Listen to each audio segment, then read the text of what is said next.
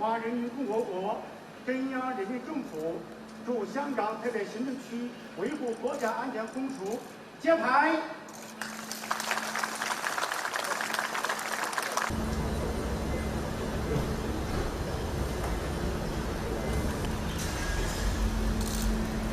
根据国安法，公署会分析研判特区维护国家安全的形势，就维护国家安全重大的战略和重要的政策提出意见和建议，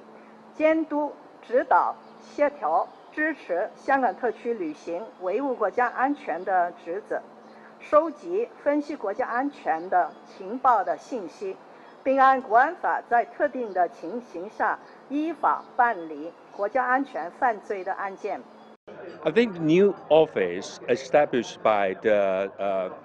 Hong Kong National Security Law is a necessity because this new law needs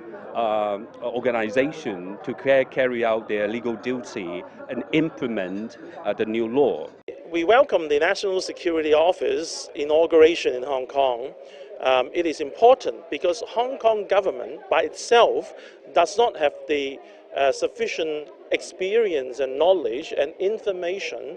to actually guide Hong Kong into how to protect our national security. Because in Hong Kong, since the handover, there has been no national security wing or department or ministry or bureau in the Hong Kong government to deal with this aspect of the of affairs. So it is important for the central government to put in place in Hong Kong the National Security Office so that the Hong Kong government would be advised of and given the direction and guidance of how to protect